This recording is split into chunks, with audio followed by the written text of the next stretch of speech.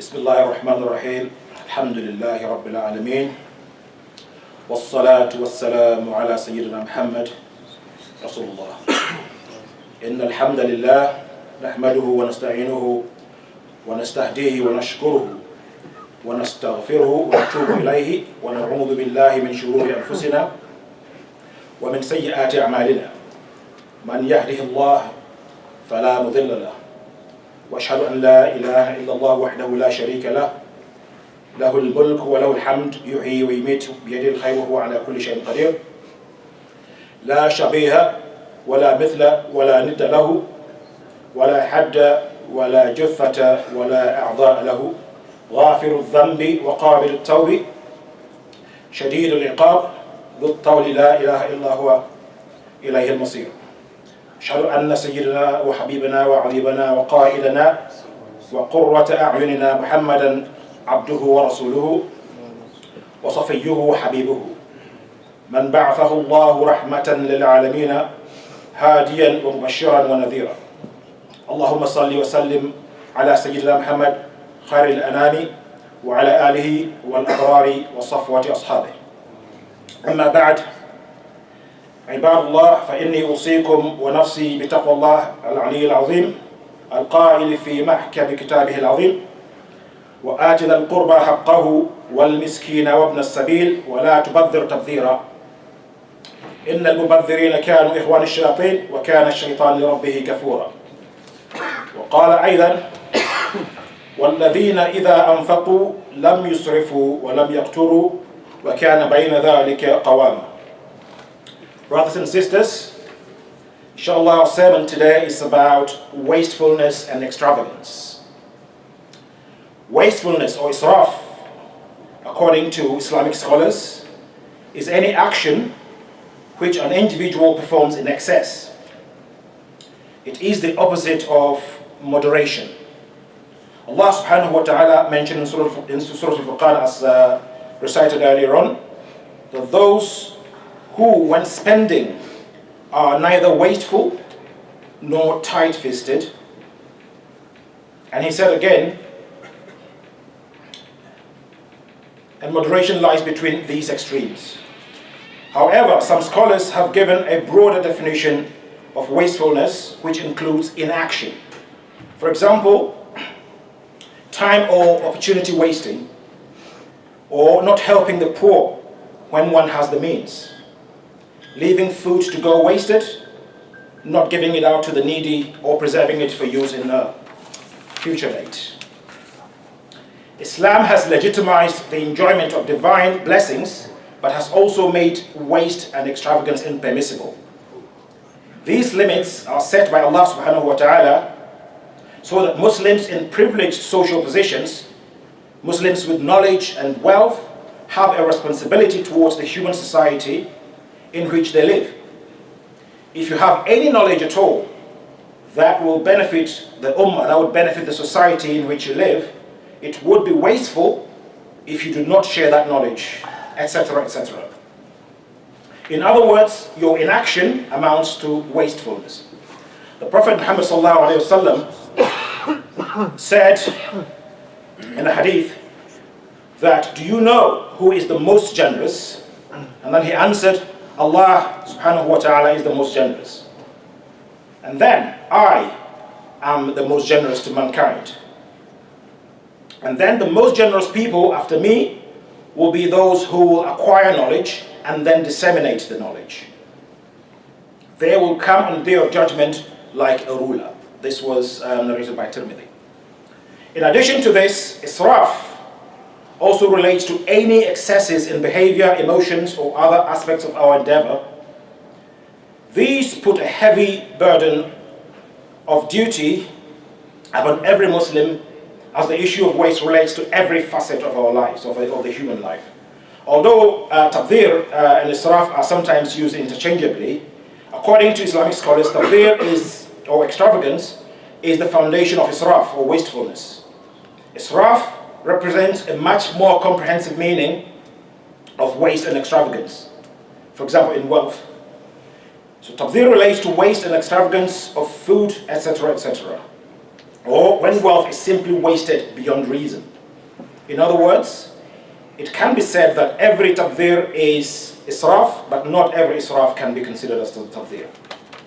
Other scholars have stated that the difference between extravagance and wasteful spending is that extravagance means spending on something appropriate, but in an excessive manner. Whereas wastefulness or wasteful spending means spending on something that is not appropriate, that is not permissible in Islam, like for example sponsoring a beauty contest, for example. That is considered as wastefulness. Extravagance relates to overstepping the mark. For example, when you eat beyond the point of fullness or beyond the point of satisfaction. This is not limited to 1, 2, or 3 meals a day. A person may eat 1 meal a day and be considered as being extravagant or being extravagant during the meal. Or he may eat 3 meals a day and not be extravagant. Miqdam ibn Ma'ad reported that Rasulullah sallallahu alaihi wasallam said, and this is like the explanation of the hadith, not the full translation of the hadith, that the son of Adam only needs a few bites of food enough to nourish him. If he cannot do this, then the son of Adam may fill his stomach with 1/3 of his food, and 1/3 of his drink, and 1/3 of his breath. Meaning you divide your stomach into 3, 1 portion is for food, the second portion is for drink, another 1/3 portion is for the air that you breathe. Gluttony, or which is the habitual greed or excessive eating, is a form of tabdhir and israf. Rasulullah sallallahu alaihi wasallam was quoted again. It was said in Arabic, نحن قوم لا نأكل حتى نجوع وإذا أكلنا لا نشبع, which translate as, we are a people who don't eat unless we are hungry, and if we eat, we do not get full up with food. The following are the words of one Jane Kirby, an accomplished dietitian with a number of publications and also a member of the American Diabetes Society. She said that retrain yourself to recognize feelings of hunger and respect them. Eat only when you feel hungry, and stop when the feeling of hunger stops. Don't eat when you're not hungry. Now these words strikingly echo the words of Rasulullah sallallahu alaihi wasallam, which was spoken over 1400 years ago. The Quran also warns the believers against israf in eating and drinking, where it says, Ya bani Adam, khudhu zinatakum inda kulli masjidin, wa kulu washrabu wa la tusrifu, innahu la yuhibbul musrifin. O children of Adam, wear your beautiful apparel at every time and place of prayer. Eat and drink, but waste not by excess, for Allah does not like the wasteful. Allah again in Surah Al-Isra, ayah 27, has labeled the wasteful and the extravagant as the brothers of the devil. This ayah was recited earlier on, which is إِنَّ الْمُبَذِّرِينَ كَانُوا إِخْوَانَ الشَّيَاطِينِ وَكَانَ الشَّيْطَانُ لِرَبِّهِ كَفُورًا.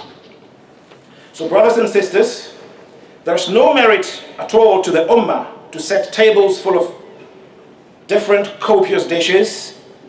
There is no merit in the ummah in the possession of various types of luxurious vehicles, and there's no merit in the ummah in living an ostentatiously lavish lifestyle or buying and wearing a whole range of opulent garments. But sadly, these are practices all too familiar among some of our more affluent Muslim communities. Islam has brought forth a complete program for every facet of human life and has advised balance and moderation to its followers in all affairs. Setting doctrines for the individual as well as the larger society, Islam has also led the world in many concepts that have only recently been picked up by the rest of the world. For example, the Quran made several admonitions on sustainable practices and against wasteful and extravagant behaviors over 1400 years ago. Incredibly though, as we know, today the concept of sustainability is drummed into us everywhere we go. But this concept only took hold in the last 30 years. It was reported for the first time, I think, in 1987 in a United Nations report. This appeared, and also the concept of circular economy, undoubtedly especially subject for a lot of scholars here, which is a regenerative system in which resource waste is minimized by slowing, closing, and narrowing resource loops, is also a very, very recent example of a concept that the world has inherited from the Quran. Unfortunately, though, as mentioned earlier on, Muslims are amongst the most wasteful and extravagant in the world. And while Islam is 1400 years ahead of the rest of the world in many respects, some of us Muslims seem to be 1400 years behind because we have failed to pay heed to Islam's basic teachings.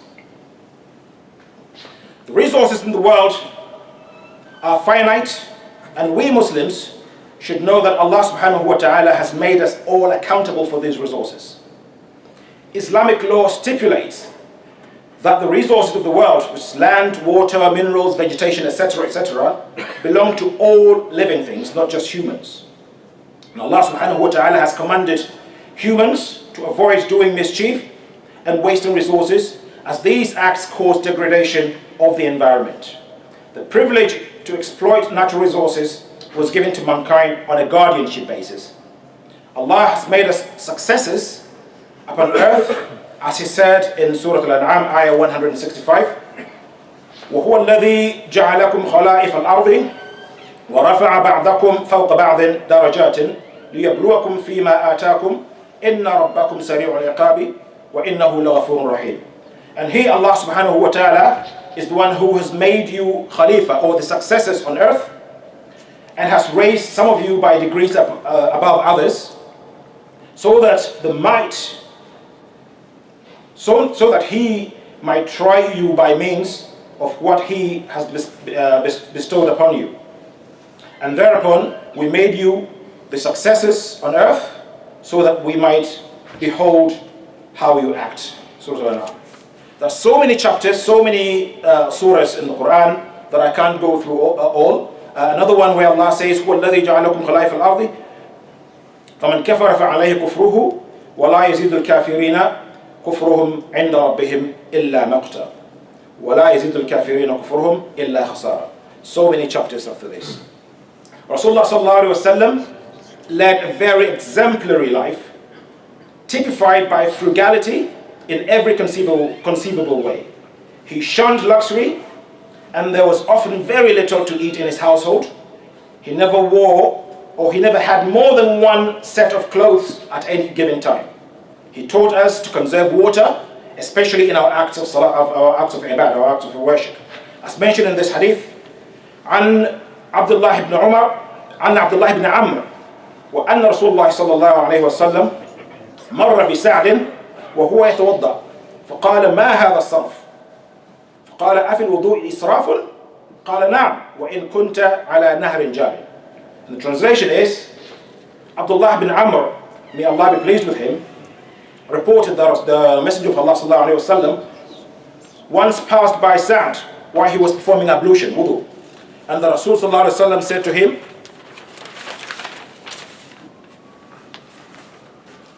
"What is this waste, ya Sa'd?" And then Sa'd said, "Is there waste or extravagance with water in the performance of ablution?" And Rasulullah sallallahu alaihi wasallam said, "Yes, even if you were on the banks of a flowing river." There's so many other hadith. An example of how much water Rasulullah sallallahu alaihi wasallam used in his daily bath, for example. There is also about how much Rasul used in his wudu, which is a fraction of what we today use because of the abundance of all of these resources. أقول قولي هذا وأستغفر الله العظيم الجليل لي ولكم ولسائر المسلمين من كل ذنب فاستغفروه إنه هو الغفور الرحيم.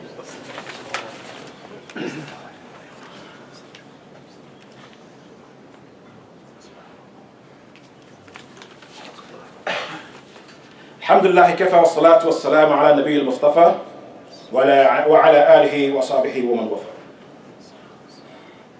اللهم أرنا الحق حقا وارزقنا اتباعه وأرنا الباطل باطلا وارزقنا اجتنابه.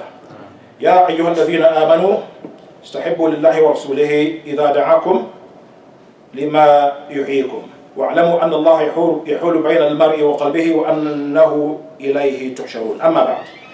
Brothers and sisters, there are so many implications or so many consequences of wastefulness and extravagance in Islam. I would not be able to go through all of them because we seem to be running out of time, but I'll go through a few inshallah. One of them is the decrease in blessings. There has been a report that Rasulullah said, "Inna ma'al israfi qillat al-barakah." That is, if you indulge in wastefulness, then you will experience a reduction in your blessings from Allah subhanahu wa ta'ala. Also being deprived of Allah's guidance, where Allah subhanahu wa ta'ala said, "Inna Allah la yahdi man huwa musrifun kadhab." Allah will not guide who is wasteful and a liar. Allah has actually put the two together in one category. Poverty. Imam Ali, Sayyidina Ali radiyallahu anhu, also was reported to have saying, "Al-qasdu mathratun was-sarafu matwatun," which translates as israf, or waste, causes destruction, while moderation is a means for increasing wealth. Another ayah where Allah subhanahu wa ta'ala said, ثُمَّ صَدَقْنَاهُمُ الْوَعْدَ فَأَنْجَيْنَاهُمْ وَمَنْ نَشَاءُ وَأَهْلَكْنَا الْمُسْرِفِينَ. Where Allah also said that we fulfilled our promise to them and we delivered them and whomever we wished, and we destroyed the recklessly extravagant. So many other ayats that Allah talked about where how the punishments that people that indulge in wastefulness will enjoy from Allah. اللهم اجعلنا من الذين يستمعون القول ويتبعون احسنه. صلوا على خير خلق الله محمد بن عبد الله فإن الله قد أمركم بذلك. قال عز وجل إن الله وملائكته يصلون على النبي يا أيها الذين آمنوا صلوا عليه وسلموا تسليما. قال النبي صلى الله عليه وسلم من صلى علي مرة صلى الله عليه بها عشرة. اللهم صل وسلم على حبيبك ورسولك محمد وعلى آله وأصحابه أجمعين كما صليت ورحمت وباركت على إبراهيم وعلى آل إبراهيم في العالمين إنك حميد مجيد. ورضى اللهم عن الأربعة الخلفاء أبي بكر وعمر وعثمان وعلي، وعن بقية أصحاب نبيك والتابعين لهم بإحسان إلى يوم الدين، وعنا معهم بمنك وكرمك يا أكرم الأكرمين ويا أرحم الراحمين. اللهم أعز الإسلام والمسلمين وأذل الشرك وحد المشركين ودمر أعداء الدين وانصر عبادك المؤمنين واحمي عوزة الدين يا رب العالمين. اللهم آمنا في أوطاننا وآمن المسلمين في أوطانهم، واصلح أئمتنا وأئمة غيرنا، ولا تجعل ولايتنا وولاية غيرنا في من لا يخافك ولا يرحمنا. ربنا آتنا في الدنيا حسنة وفي الآخرة حسنة وقنا عذاب النار. عباد الله، إن الله يأمر بثلاث وينهى عن ثلاث: يأمر بالعدل والإحسان وإيتاء ذي القربى، وينهى عن الفحشاء والمنكر والبغي، يعظكم لعلكم تذكرون. فاذكروا الله العظيم الجليل يذكركم، واشكروه على نعمه يزدكم، ولذكر الله أكبر، والله يعلم ما تصنعون. قوموا إلى صلاتكم أثابكم الله.